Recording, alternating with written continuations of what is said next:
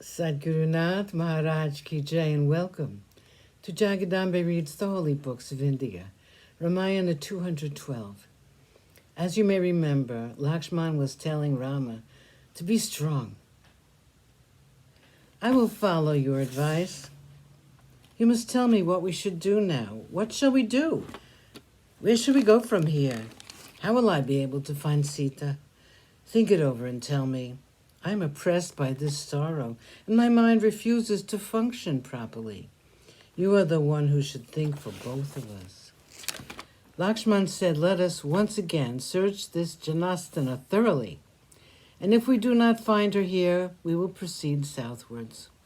Only remember, Rama, wise men like you should stand firm, like the mountain stands undaunted in the face of storms. 23. Meeting with Jatayu. Rama was still laboring under the anger which threatened the world. Together they looked for Sita in Janasthana, and it was a vain search. And while they were looking about, suddenly they came upon Jatayu. He was on the ground like a small hillock, and his body was soaked in blood.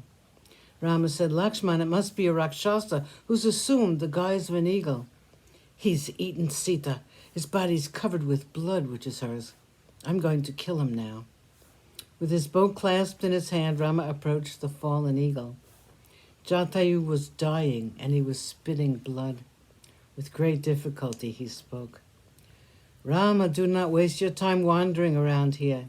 I know you're searching for Sita. My life as well as Sita have both been taken by Ravana. When she was alone in the ashram, Sita was abducted by Ravana.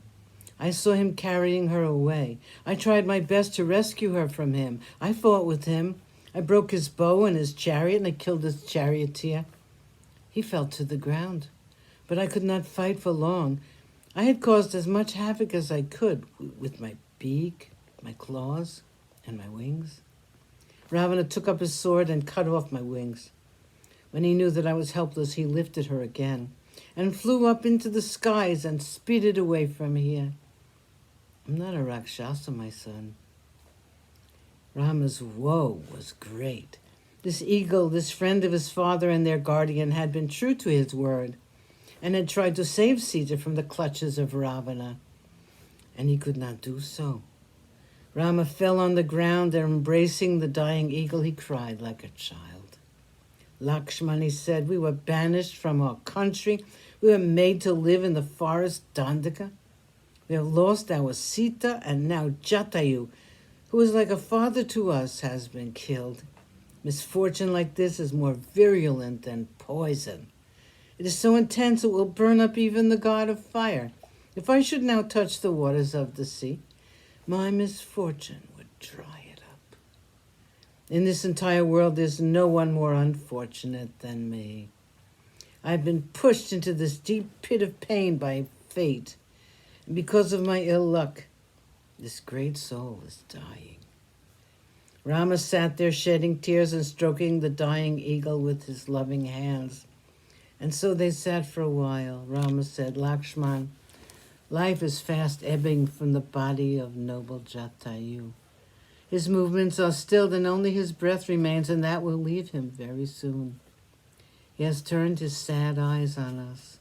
Rama turned to the dying bird and asked, tell me, if you can, more about what happened and how it happened. What prompted Ravana to take away my beloved Sita from me? How have I offended him that he should do this to me? I've done him no wrong. What does he look like? How strong is he? How does he act? Where does he live? If you can tell me, please tell me about him.